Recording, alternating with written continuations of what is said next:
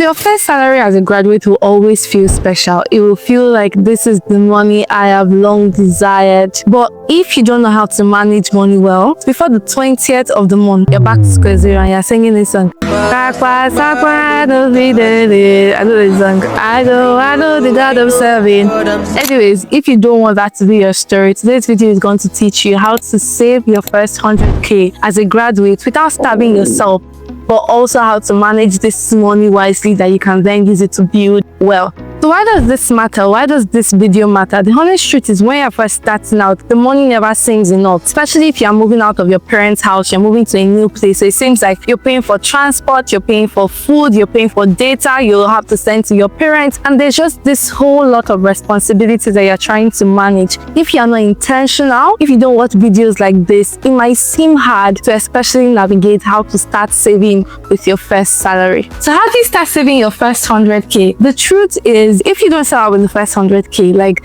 to save up to $1 million, to save up to billions will always seem like a daunting task. And so the first step to save your first 100k is to really know your income and expenses. I was talking to my brother, I think it was last week, and I was just telling him how the first step to financial freedom, financial intelligence, is having a good sense of what is your income and what are your expenses. So on your budget tracker, in your Excel sheet, it could even be on your phone. You need to have a good grasp of what is your income. How much do you get every month as income? Is it from your salary, from allowances? Maybe you still get allowances from your parents or your uncles. Are you doing your NYSC and so you get NYSC allowance? What is the total income you get per month? You need to have a good sense of what this number is. And then you also need to have a good sense of what your expenses are. I know your expenses are above your income and things like that. Even if your expenses are 2x, you know, what you think your income is, you still need to have a good understanding of what your expenses are. How much you spend on transport, how much you spend on food, how much you spend on fuel, how much you spend on data, how much you give out, how much you give out offering, what's your tithe. All of these things needs to be documented at every point in time. You need to be able to give the answer to anybody that actually question what's your income and what's your expenses.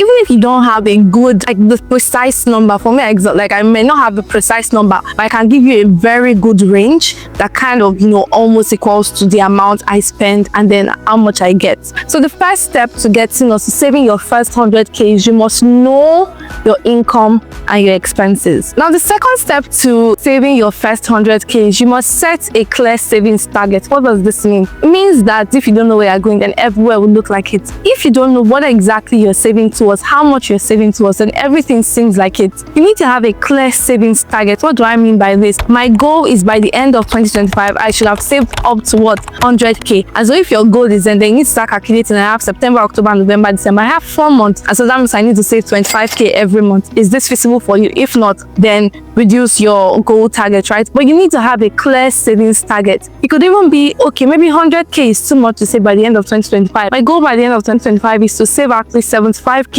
And then you break it down into 4 months or you break it down into weeks if you get your allowance or your income per week. What this will help you to do is, number one, it helps you to keep a clear sight of what your goal is, what you're aiming towards. But then it also helps you because you then know how much you need to save per time, how much you need to save per week, per month, per year, and things like that. Imagine you want to buy a car and your dream car is worth 15 million, and then you're accounting to inflation. By the time you are ready, let's say in 2 or 3 years, this 15 million is now almost 20 million. Okay, so I need 20 million in 2 to 3 years. How much do I need to start saving per month between now and the end of 2027? This will help you get a clear savings target that you can then work with every month. So what's number 2 way of saving your first 100k?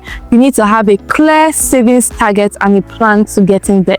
Now, number 3 way of saving your first 100k is you need to open a separate savings account. I beg you, I beg you, I beg you. Where your daily expense account is not going to be the same as your savings account. You cannot save in the same account where you have your money for transport, your money for fuel, your money for food, your money for this, your money for that. Don't deceive me.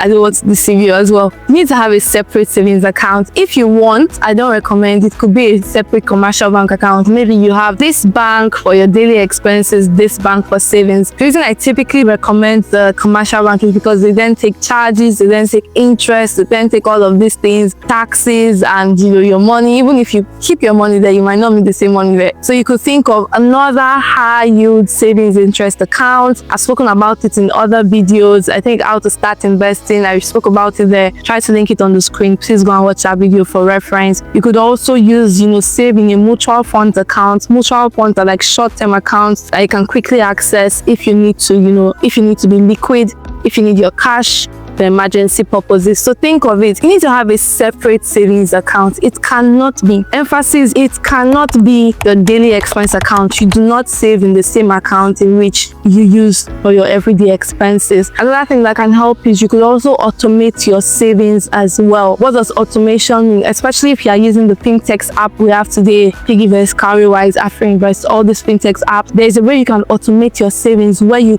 directly link your savings account to your salary or your income account, and then you give a set instruction like a standing order. At the beginning of the month, this amount should be deducted from my income account. So I think when I first of all started saving, I actually did automate it. I think then I was saving like 10k every month, and it was at the beginning of the month, on the first of every month, deduct 10k from my NYSC income or my NYSC allowance. I remember that, right? But it was basically saying that I might be tempted not to save, or I might even forget that I'm meant to save. But if this is automated, then you save yourself the stress of always having to do it manually every month. And so you just automate it, without you even trying too much. At the beginning of every month, this amount is then deducted from your allowance or your income account and automatically goes to your savings account. The good thing again I like with savings accounts is most of the time you actually get interest. Like they don't deduct taxes or like charges for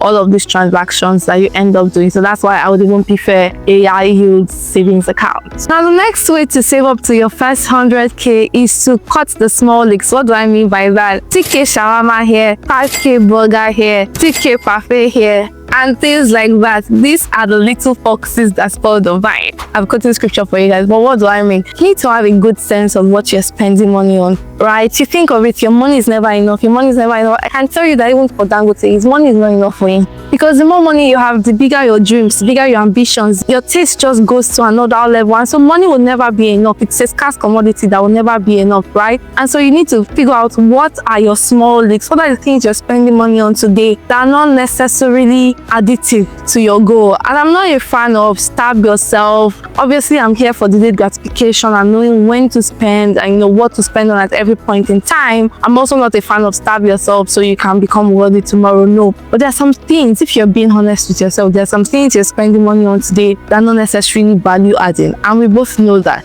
right? Is it the extra data? Netflix, iCloud, YouTube Premium, Spotify, because you can use Spotify for both podcasts and music, while Apple Music doesn't really give you that feature. Or yes, because you have an iPhone, so you just want to have Apple Music. I mean, there was a point in time in which I just cut off all my subscriptions. I'm like, I don't care. Cut off Netflix, iCloud, and I wanted to actually cut off for just 3 months to see how do I survive without this thing for 3 months. If I can survive without this thing for 3 months, then I don't need it. And it's been like almost 2 years now. There are some things I've actually not renewed, like YouTube Premium plan and things like that, because you think you need it. But if you just give yourself that space of, let's see how I behave or how I fare without this thing, you realize that you don't need it as much as you thought you needed it. And all of these things stack up.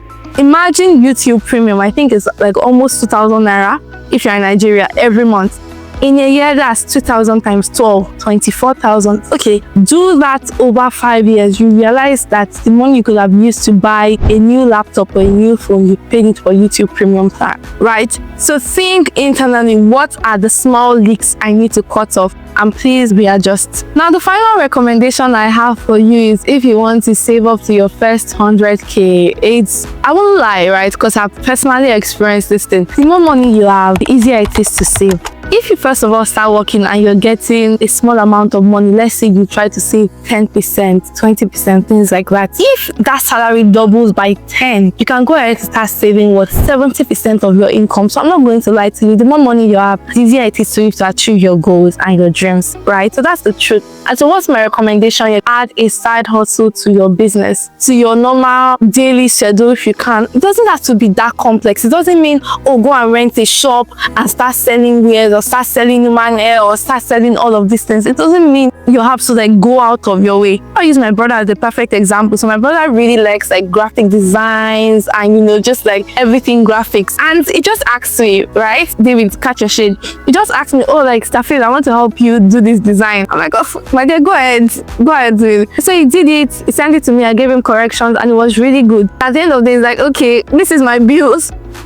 And like, he didn't tell me that I was going to pay. Eventually, I ended up paying him, right? But think of it. Imagine, first of all, he had not learned these skills. Two, imagine he didn't tell me that I can do it to you for free, even though he ended up collecting the money. But when I saw the value offered, I didn't even think of it twice before I paid him. So think of it. What exactly can you do? Can you weave hair? Can you make like good designs? Can you help with data analysis? What exactly can be your quick side hustle? For me now, if I was thinking of side hustles, it could be free consultations for people on CVs, cover letters, and I think I do this, right? Maybe not free consultations. It could be maybe a first free consultation and then you pay for further consultations, right? But there are some things you do innately that doesn't even require you to go out of your comfort zone, and you can make money out of this. If not anything, you can start making money from your family and friends off this thing. It could be, okay, you need a content creator for your birthday, for your event. This my phone is the best, I'll help you do it, and then you do it well, and suddenly it becomes a form of income for you. So think of it, what side also can you add to your hustle and bustle today that will help you get more money and help you reach your 100k savings goal faster? In conclusion, I've said a lot of things today. Saving your first 100k can seem like a daunting task. I remember when I saved my first 100k, I was happy, I was joyful. I was like, this is the day the Lord has made, right? It was my money, like I owned it. There was no other person. And I can think back to how I felt at that point and how God has helped me up until this point. So saving your first 100k can seem like a daunting task, but I promise you, you just need to be disciplined. You need to have a sense of delayed gratification. Then you need to watch your expenses to just cross over that hurdle. Because once you do 100k, then 1 million doesn't seem like a big thing. Then 10 million doesn't seem like a big thing. Then 100 million doesn't seem like a big task as well. Because you've inculcated discipline, you've been inculcated, like delayed gratifications. You just know how to use what you have to get what you want, right? So if you enjoyed today's video, I think you did. I'm definitely sure you did. Don't forget to like, share, subscribe. Share this to any recent graduates, any final year student, any 100 level student, any student will benefit from this, and I'm sure they would also thank you for sharing this invaluable advice with them. I'll see you in my next video where I share more tips on finances and how we can all get financial freedom. Bye.